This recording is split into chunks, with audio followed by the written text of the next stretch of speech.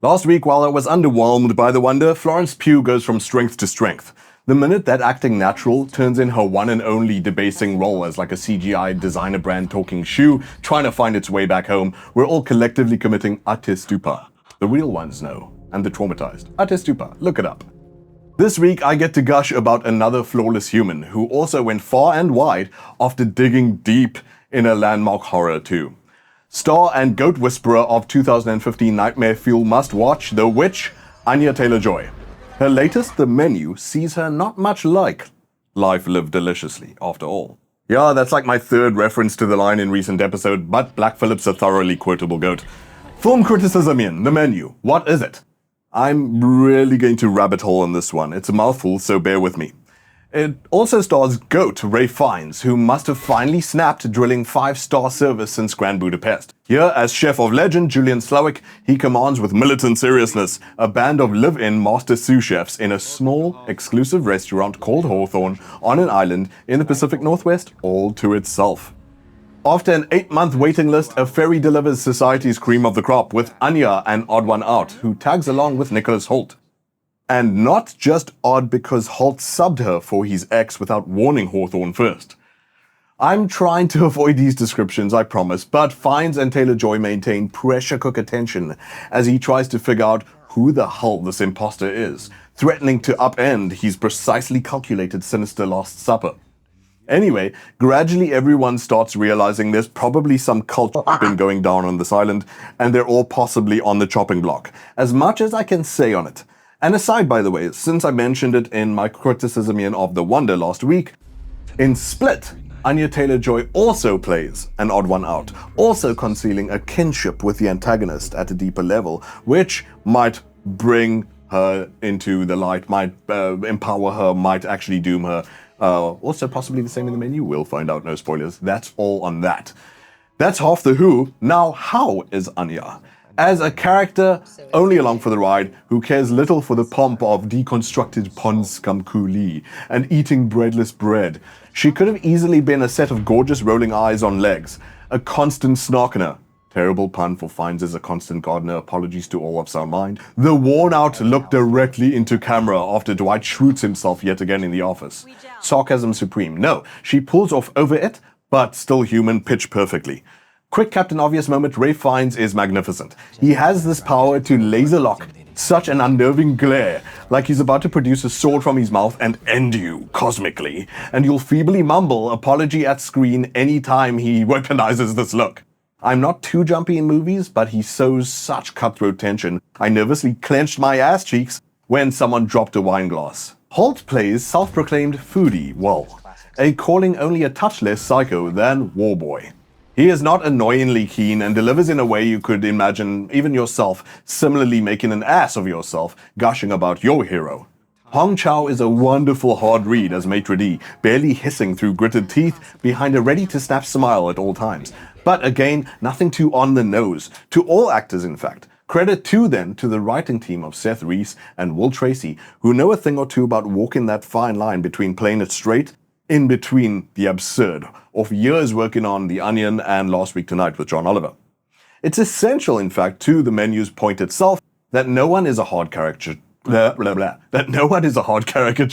or archetype, and I'll get into why in a bit. At one point, Chef describes his customers as a bunch of takers. With each course, he performs more and more horrifying acts, and tells more and more horrifying stories about his life and those of his staff. And less, guests are left grinning indulgently until it's too late to realize they were at the center of a life-threatening situation the whole time. Among its handful of critiques of capitalism, this one I enjoyed the most. Something of a takedown of insulated individualism. A mild example of that taker behavior, like that narcissist you had in lectures, and hey, maybe it was us, who knows, we were younger and more insecure. The foodie puts up his hand to, inverted commas, ask about an ingredient he knows is correct, which Chef then has to dutifully respond to with, yes, that's right, through a pained eye roll. This taker was more interested in holding the floor, having everyone hear him be right, than he was interested in the substance of Chef's artwork itself. Chef's sincere blood and sweat efforts reduced to an ego stroke for a base consumer.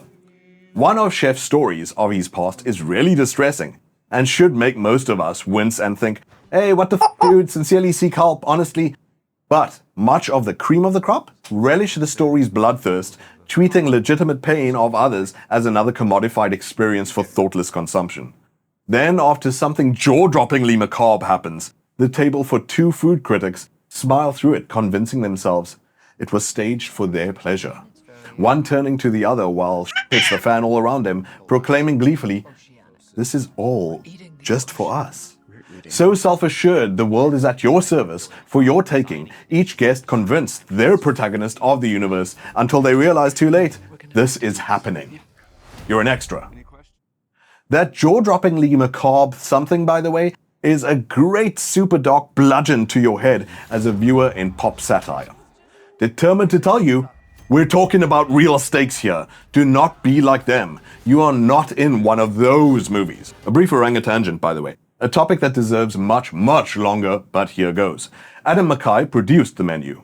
And though I didn't like his Don't Look Up, loved The Big Short, by the way, do watch it. It's good to see filmmakers try to scratch their head about how to infuse urgency directly at the audience. Referring here, of course, to Jennifer Lawrence's perfectly sane climate change tirade on the morning show in Don't Look Up. Similarly, laughing through disbelief, Chef tells his hostages, "You probably could have overpowered us. Why didn't you try?" Stellan Skarsgård asks Daniel Craig in Girl with the Dragon Tattoo why he took his invitation to come back inside. Why he didn't just say, "No thanks," and run for the hills. Movies like The Menu hopefully disabuse us of the delusional protagonist mindset.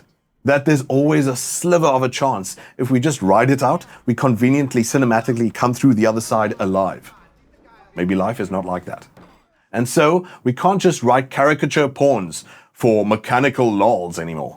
This movie doesn't entirely want you indulgently Rubik's cubing whodunit and who's next, treating all on screen as for your fun, our plaything. Maybe you done it. Maybe you're next. The Menu means to jolt you, telling you art is not for you, it's about you. This is neatly summarized in a critical line from a sous chef, played excellently by probably nobody actress, Christina Brucato, shutting down guests trying to throw her into doubt of her beloved chef to save their own hides. On the importance of the evening's events having a central concept or going concern, she says simply, hand-waving, "Otherwise, it just tastes good, and who cares?" Director Mark Mylod does better than little old me in my tiny 5 minutes to condense this all. But even he struggles to put a neat bow on these interesting and worthwhile ideas by the end of it. The Menu's a lot to chew on, but chew I did. And then 8 out of 10. And if you did just need more sedative movie consumption, this clever culinary killer thriller hits the spot. Good watching. Who are you? Margot. My name is Margot. I've served many Margos. You're not a Margot. No. What the f does it matter? It matters because this menu, this guest list, this entire evening has been painstakingly planned, and you were not a part of that plan. And it's spoiling everything. In order to proceed, I have to know where to seat you. With us or with them. It's very important. And then you'll let me live? That you live? No. Of course not. Can't you see that? And that'd ruin the menu.